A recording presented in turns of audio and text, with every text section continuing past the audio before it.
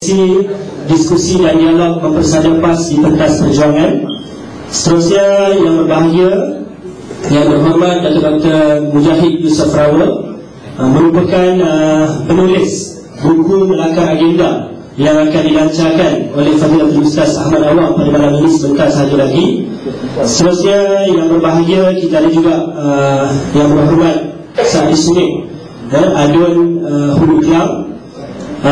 Seterusnya hadirin hadirat muslimin muslimat yang dirahmati Allah SWT sekalian, selamat datang ke majlis yang dianjurkan oleh Free Public Forum pada malam ini, diskusi dan dialog mempersada PAS di pentas perjuangan dan pelancaran buku Melakar Agenda. Hadirin dan hadirat sekalian, bagi memberkati majlis kita yang sederhana pada malam ini, tanpa membuang masa, saya mempersilakan Ustaz Saleh bin Abu Hassan bagi membacakan doa. Majlis dengan segala ta'zim yang persilakan. الفاتحة. أعوذ بالله من الشيطان الرجيم. بسم الله الرحمن الرحيم.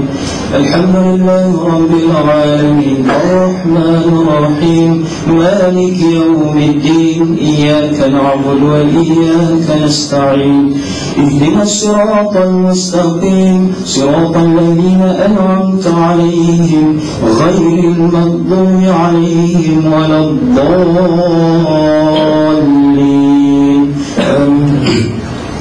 بسم الله الرحمن الرحيم الحمد لله رب العالمين حمدا يوافي نعمه ويكافئ مزيده.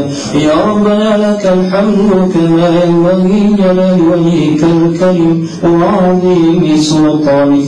اللهم صل على سيدنا محمد وعلى آله وصحبه أجمعين.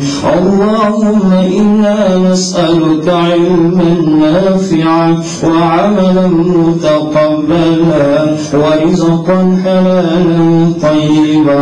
اللهم جملنا بالصحة والسلامة وحققنا بالتقوى والاستقامة وأعذنا من موجبات الندامة في الحال والمال إنك مجيب الدعوات.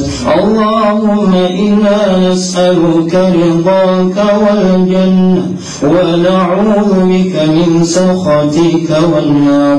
اللهم إنك عفو كريم تحب العفو فاعف عنا وعن والدينا ولجميع المسلمين والمسلمات برحمتك يا أرحم الراحمين. اللهم بارك لنا في رجب وشعبان وبلغنا رمضان وبلغنا رمضان وبلغنا رمضان. ربنا آتنا في الدنيا حسنة وفي الآخرة حسنة وقنا عذاب النار وقنا عذاب النار وقنا عذاب النار. وصلى الله على سيدنا محمد وعلى آله وصحبه وسلم والحمد لله رب العالمين. تقبل الله منكم. Terima kasih diucapkan kepada Ustaz Saleh atas bacaan doa sebentar tadi. Hadirin muslimin muslimat yang dirahmati Allah Subhanahu wa taala. Saya ulangi kita akan jalankan sesi program kita pada malam ini dua bahagian. Yang pertama ialah pelancaran buku Melakar Agenda yang dikarang oleh Datuk Dr. Mujahid Yusof Rawa. Buku kecil yang ada di hadapan tuan-tuan itu akan dilancarkan oleh yang berbahagia Fadilatul Ustaz Ahmad Awang.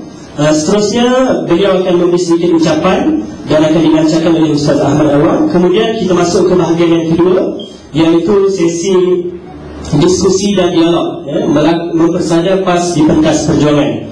Jadi tanpa membuang masa, yang saya kira Datuk Dr. Mujahid pun pasti sudah bersedia untuk bercerita sedikit kepada kita latar-belakang buku kecil yang dikarangnya yang akan dilancarkan pada malam ini. Tanpa membuang masa, saya mempersilakan yang berhormat Datuk Dr. Mujahid Yusof Rawa, penulis buku Melakar Agenda yang akan dilancarkan sebentar lagi. Dengan segala takzimnya, majlis mempersilakan berikan tepukan.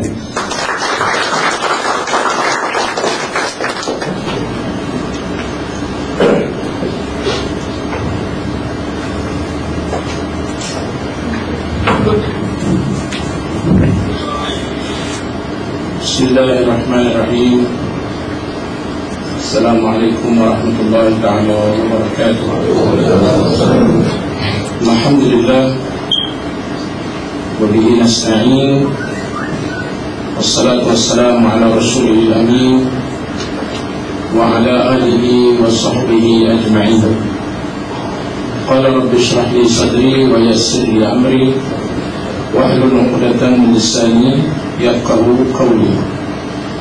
Asyhadu an la ilaha illallah wahdahu la syarika lah wa asyhadu anna Muhammadan abduhu wa rasuluh arsalahu Allah bil huda wa dinil haqq liyuzhirahu 'ala ad-din kulli wa kafa billahi shahida. Usalli wa sallim wa barik ala hadha nabiyil karim wa ala alihi wa sahbihi wa man da'a bi da'watihi ila yaumiddin. Amma ba'd. Yang saya hormati pengacara majlis Syekh Omar, yang berusaha yang berbahagia Fadil Al-Mukarram Al-Akh Ustaz Ahmad Awam, yang akan melancarkan buku ini, yang berhormat tuan rumah itu Al-Akh Tayyib Syahri Sumit, dikenali dengan Abu Arwah. Seterusnya semua pemimpin-pemimpin masyarakat, tuan-tuan dan puan-puan yang hadir, khusus kepada pencinta politik Islam, termasuk yang hadir pada malam ini saudara Ru Pancau. Beliau adalah merupakan bekas kursi Dewan Himpunan Punya Kompas dan merupakan antara pengasas awal bersama saya Klub Punya Kompas. Jadi kita bahagia pada malam ini dapat bertemu dengan rakan-rakan seperjuangan bagi kita membicarakan persada PAS di pentas, mempersadakan PAS di pentas perjuangan.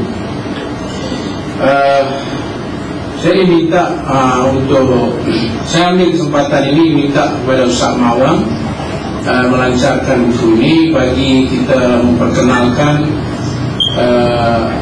agenda perjuangan. Kalau ditanya tentang latar belakang buku ini, dia hanyalah buku yang ringkas, tak lebih daripada 76 muka surat.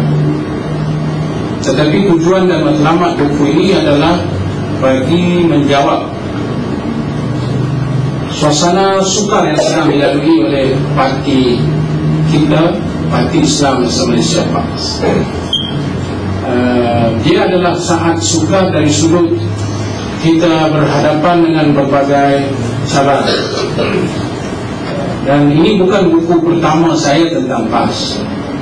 Saya sudah pun mengarang 2 buku tentang PAS secara khusus sebelumnya, iaitu Menuju PAS Baru dan kemudian Rejuvenasi PAS, dan pada hari ini Melakar Agenda Perjuangan. Mungkin lepas ini sudah tidak ada lagi buku yang saya ingin tulis tentang PAS sebab banyak lagi perkara yang saya harus tulis. Dan insyaAllah buku selain daripada ini yang baru siap ialah Islam dan Kepelbagaian, Rahmat untuk Semua, model negara rahmat yang boleh kita muncul dan bentuk Indonesia. Tuan-tuan dan puan-puan sekalian, Melakar Agenda ini adalah usaha untuk mengalih perhatian kepada sebarang bentuk krisis yang sedang berlaku hari ini. Kekhawatiran saya adalah apabila kita tenggelam membicarakan tentang krisis, kita hampir lupa tentang sejarah panjang yang dilalui oleh Parti Islam Malaysia PAS. Lalu kita terheret dalam perbalahan, lupa kepada asas perjuangan dan niat asal mereka yang mendirikan PAS. Saya rasa inilah satu pengkhianatan. The intent of the founders should be conserved as it was intended. Niat pendiri parti ini perlu dikekalkan sebagaimana ia dihajati, sebab kita ni hanya mewarisi saja. Kita tidak boleh buat satu benda yang mengkhianati asas apa yang telah dibina oleh pembuka dan juga pendiri yang bersusah payah untuk membentuk Parti Islam se-Malaysia. Hasil daripada kajian yang saya buat, kerananya dapat melahirkan 2 buku.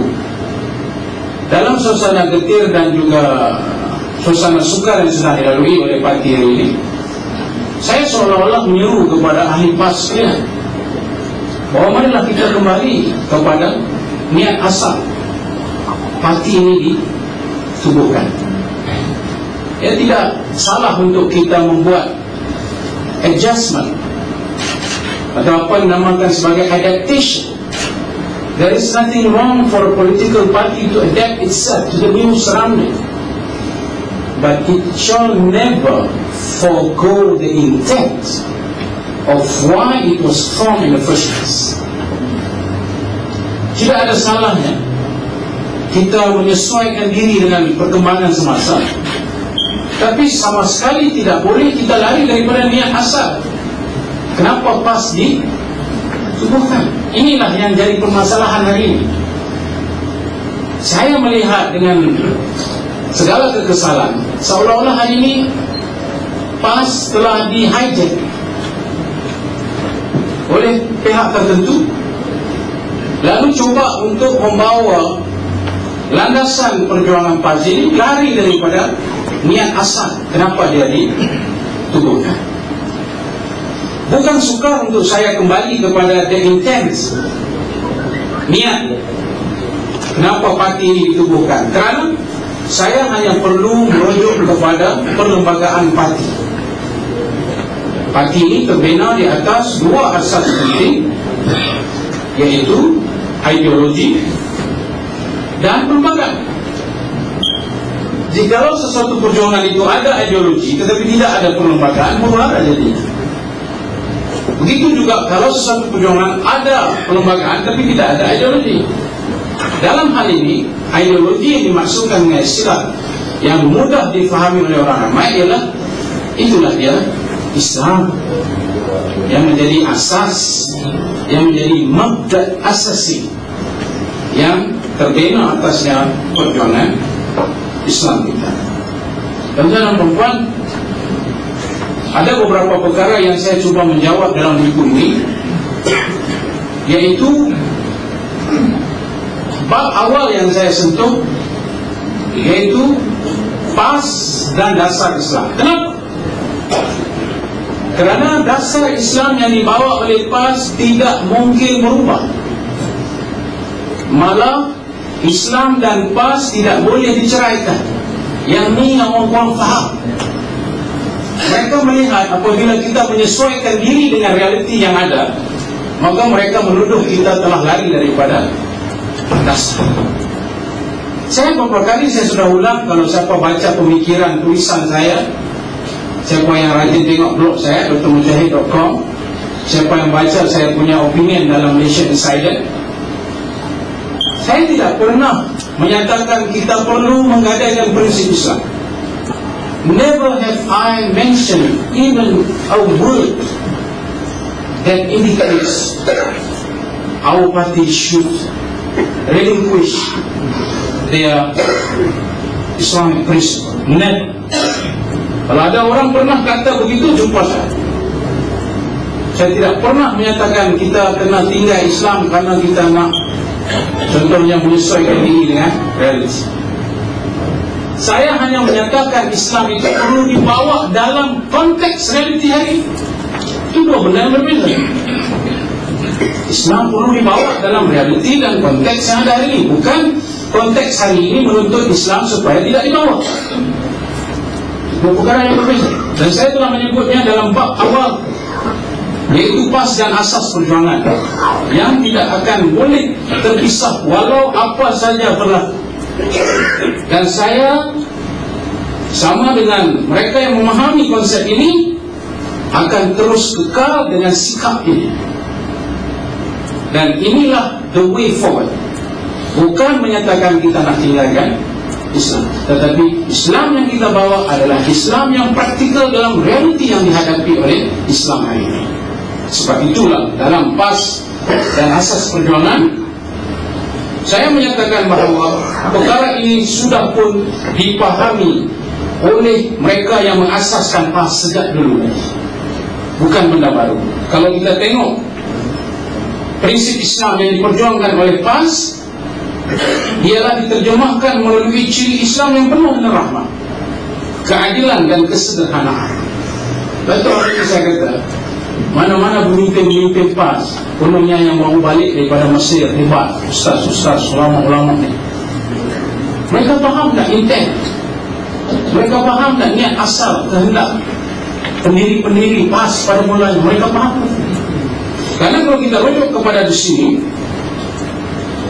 PAS membawa Islam dalam konteks politik dan dakwah, dan dia bergerak secara demokrasi. Dia tidak memilih jalur yang undemokratik. Sebab itu kita telah menegaskan, mana-mana daripada ahli PAS yang memilih jalan undemokratik, maka tindakan disiplin boleh diambil kepada mereka. PAS bergerak dalam kerangka undang-undang negara. This is very important. PAS bergerak dalam kerangka undang-undang negara, dan dia termaktub di dalam pasal 6 Perlembagaan Parti, iaitu artikel 11 di bawah tajuk usaha-usaha PAS, iaitu PAS bergerak dalam kerangka perundangan negara, bukan bergerak di dalam kehendak kita seronok sendiri-sendiri kemudian kita buat. Dan saya juga ingin highlight di sini intent ataupun niat asal mereka yang mengasaskan perjuangan PAS ini, termaktub di dalam artikel 9 pasal 6 Perlembagaan Parti, bahawa PAS meyakini dasar Islam yang diperjuangkan tidak akan mengesampingkan usaha membina keharmonian masyarakat majmuk dalam realiti politik Malaysia.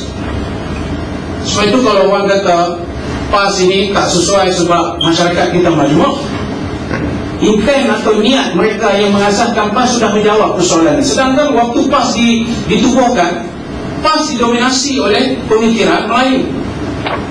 Tapi oleh kerana mereka nampak jauh ke hadapan, mereka sudah menyebut bahawa PAS perlu membina dan tidak mengesampingkan masyarakat majmuk. Betul, hari ini kalau orang kata kita tak mahu orang Cina, kita tak perlu orang India, kita hanya Melayu saja, dia telah mengkhianati asal dan kehendak mereka yang mahu PAS ini menjadi entiti sebuah politik yang tidak mengesampingkan masyarakat majmuk. Isu hak asasi manusia, saya tahu ramai yang hadir sini pun tak pernah tengok Perlembagaan PAS, saya tahu, walaupun sokong PAS pegang-pegang. Kalau saya boleh angkat tangan, siapa yang pernah tengok lah, saya rasa tak ramai angkat tangan. Tengok tu satu hal, baca satu hal lain. Saya juga berasa bangga kerana parti PAS ini begitu hebat perjuangan dia. Dia meletakkan dirinya di Persada Antarabangsa.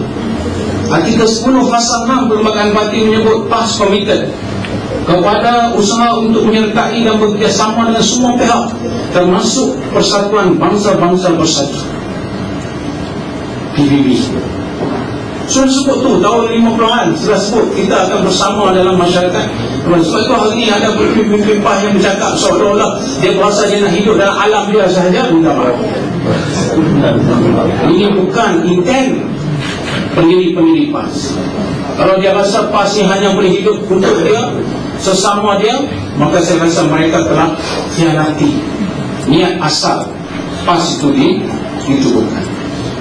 Saya rasa itu yang saya nak sampaikan, walaupun di sini ada lebih kurang 7 bab.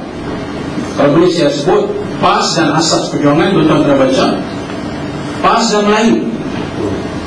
I address the issue of PAS and the Malays, how it develops from one stage to another stage, hingga PAS hari ini telah menyatakan bahawa Melayu yang kita bawa itu mesti terbina atas nilai-nilai Islam yang jauh daripada perkauman sempit yang diamalkan oleh UMNO.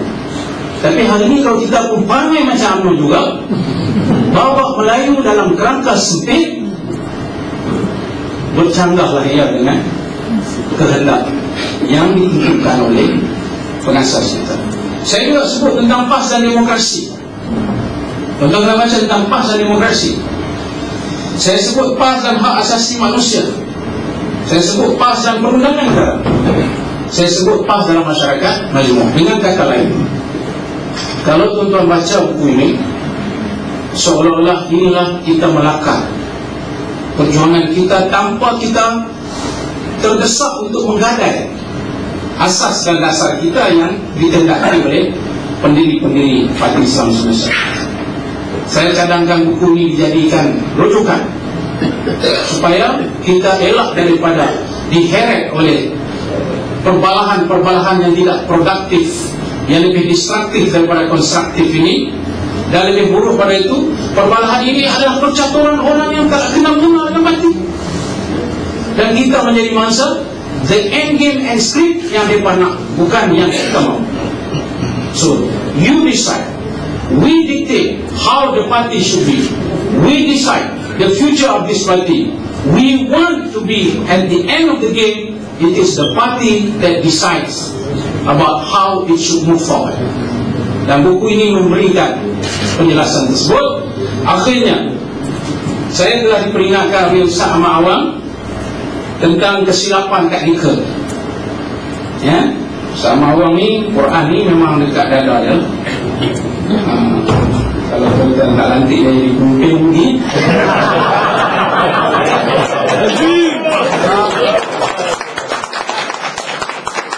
tersebut belakang. Muka surat 3, niat asal saya ialah terjemahan itu yang betul. Ayat Al-Quran itu mungkin tersilap print. Sebab bila saya cek dalam saya punya editing di sini, tidak ada masalah. Saya rasa ketika printing ada problem. Sebab saya very particular. Siapa yang pernah bekerja dengan saya, especially Ilham Book, saya tahu lah, pi balik tak puas hati, pi balik, tapi kok mana pun terlepas juga. Tersilap juga. Mungkin itu betul-betul bukan niat saya. Dia printing silap, iaitu muka surat 3. Ayat yang sepatutnya, ya ayyuhalladzina amanu la tattakhidhu bitanatan min dunikum la ya'lunakum khabala waddu ma anitum qad badatil baghdha'u min afwahihim wa ma tukhfi shuduruhum akbar wa qad bayyana lakum ayati la'allakum in kuntum taqilun. Itu ayat yang sebenar. Kemudian ada satu lagi, iaitu ayat dia muka surat 6. Saya perlu betulkan, saya takut nanti tuan-tuan beli, tuan-tuan bawa balik, tuan-tuan kata dia nak melakar agenda perjuangan Islam. Ayat Quran tak boleh. Ya? Itu bukan intent saya, itu adalah printing error, bukan intent saya. Muka surat 6, cuma terjemahan dia itu jatuh atau kurang, ya ayyuhalladzina amanu atii'ullaha war rasul wa ulil amri minkum. Yang itu tak ada terjemahan. Yang ada hanya pada tanaza'tum fi syai'in farudduhu ilallah wa rasul in kuntum tu'minuna billah. Yang itu ada. So itu tolong ambil perhatian. Saya tahu buku ini esok bila ada orang baca, yang orang nak cari salah saya walaupun tak ada salah, dia cari juga. Dia akan kata, ni jangan ditulis buku ayat Quran pun tak. Jadi saya nak habaq awal-awal. Ya? Saya sedar kesalahan itu bukan karena saya, tapi printing problem. Dan yang lain itu saya cek memang tak ada. Karena yang lain itu sengaja saya tak sebut ayat Quran, sebab saya berpandukan kepada perlembagaan parti yang sudah tentu perlembagaan parti itu rujukannya adalah Al-Quran Sunnah dan Ijma'. Sedangkan tidak mungkin dia bercanggah dengan kehendak parti. Jadi saya ucapkan terima kasih atas kesudian Ustaz Ahmad Awang. Dan untuk pengetahuan tuan-tuan, PAS kawasan Bukit Dudu memang mencadangkan Ahmad Awang sebagai presiden. Saya beritahu betul kita putuskan secara syurah, maka perlu menghormati keputusan syurah. Sekian dahulu, wabillahi taufiq wal hidayah. Wassalamualaikum warahmatullahi taala wabarakatuh. Baik, terima kasih mengucapkan kepada yang bahagia, yang berhormat Datuk Dr. Zahid Safrawa atas ucapan yang telah dibuat sebentar tadi dan beberapa pembetulan daripada buku ini. Untuk buku ini boleh didapatkan dengan harga RM5, dengan harga RM5. So beberapa pembetulan tu harap kita dapat take note, dan saya pasti Doktor, kesalahan tu bukannya modal untuk Ustaz Ma'am betul ke malam ni Okey, sebab macam-macam dah. Ada yang saya kata jangan buat program mempersenda PAS di pentas kejuaraan. Jadi kita kata nak datang juga, tak mau sudah balik minggu, boleh? Okey, tanpa membuang masa, saya nak persilakan Fadilatul Ustaz Ahmad Awang untuk membuat kupasan, bukan kupasan, memberi sedikit keynote dalam 2-3 minit sahaja, seterusnya melancarkan buku ini. Jadi dengan segala takzimnya, persilakan Ustaz Ahmad Awang.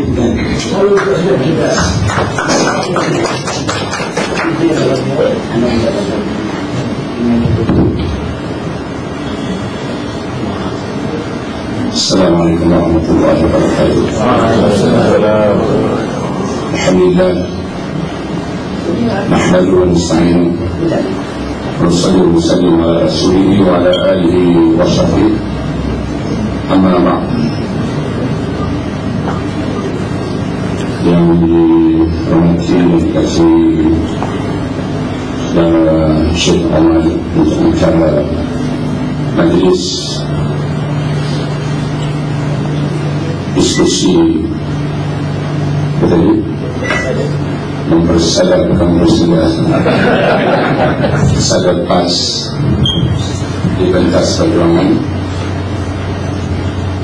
yang sasidi hormat sahabat saya Dr. Mujahid Yusuf Rawal, yang hormat saya Tadi Syahid Syuaib, juga sahabat lama lah, sahabat saya yang pernah mengurusikan Dewan Himpunan Kompas atau HPP, iaitu saudara Wilham Shaw, yang dulu kerap juga bila ada masalah dia telefon saya. Dan saya satu cuma naik presiden, dia tak terima presiden, dan seluruh pimpinan PAS, pendukung PAS, IPR, PNDP juga ada di sini, dan muslimin dan muslimat, dan juga kalau ada yang non muslim selain daripada saudara Pancau yang hadir pada malam ini. Saya pertama bersyukur kerana saya pun tak pernah fikir ada benda seperti ini yang menetapkan saya di depan. Setelah sebagaimana sebahagian rakan-rakan sahabat pun mengetahui lah, saya tidak begitu lagi berada di pentas. Tapi bukan masa pentas perjuangan, di pentas majlis ceramah parti khasnya itu PAS. Tapi saya masih ada juga di pentas dakwah yang merupakan pertubuhan NGO yang tidak bersifat zahirnya sebagai parti politik. Tapi kalau ambil tafsiran akta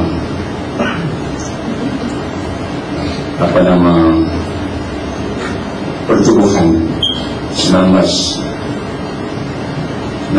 tak salah saya, yang pernah dipindah di Dewan Rakyat menjelang pilihan raya terakhir sebelum saudara Anwar Ibrahim menyertai UMNO, maka akta itu telah dipindah dengan menggariskan parti-parti atau pertubuhan ini kepada 3 kategori. Satu, political parties, yang menyertai pilihan boleh masuk di pilihan raya. Yang itu political organization.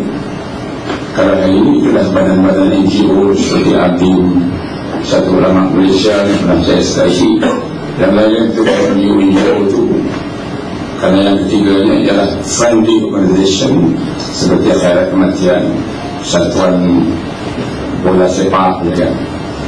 Tapi walaupun dia telah diluluskan oleh karena saudara Anwar Ibrahim menyertai UMNO, maka dijanjikan akta pidana akta tentang penalti ditarik balik. Karena itu hari ini NGO tidak termasuk sebagai political organization. Tapi dari segi maknanya, saya walaupun tidak lagi aktif di pentas di political party, tapi masih berada di political organization kalau terpakai pidana akta tentang yang telah ditarik balik karena saudara Anwar Ibrahim itu Datuk Seri Anwar menyertai UMNO. Karena itu yang dijanjikan oleh Datuk Musa Hitam. Kalau you masuk, kita tak ada masalah tarik balik. Sebab itu dituntut oleh ratusan badan NGO yang mengadakan protes bantahan selepas diluluskan akta pidana akta tersebut. Dan antara yang bersama untuk menyertai bantahan itu termasuk saya lah pada ketika itu. Baik, jadi sekadar untuk bersama berfungsi dengan saudara yang beramat Datuk Dr. Mujahid Yusof Rawang yang tadi telah pun memberi sedikit gambaran kandungan isi buku kecil melakar agenda masa depan politik Islam di Malaysia, yang walaupun memang buku ini kecil, hanya 36 muka surat, tak termasuk pelik ya, tapi isi kandungannya saya rasa sangat besar artinya, khususnya dalam konteks di mana hari ini Parti Islam Malaysia Terpas berada dalam satu situasi yang dilihat oleh masyarakat umum sebagai mengalami satu keadaan krisis yang begitu karena kita boleh lihat hari ini berbagai-bagai pandangan ulasan-ulasan dari berbagai pihak.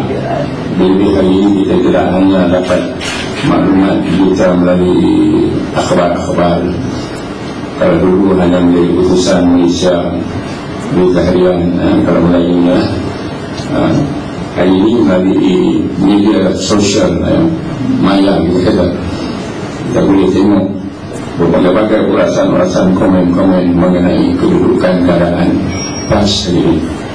Jadi saya sempat sebentar lalu membaca ke semua 7 bab ini dalam masa perjalanan saya dalam kenderaan yang saya ini banyak berulang kali.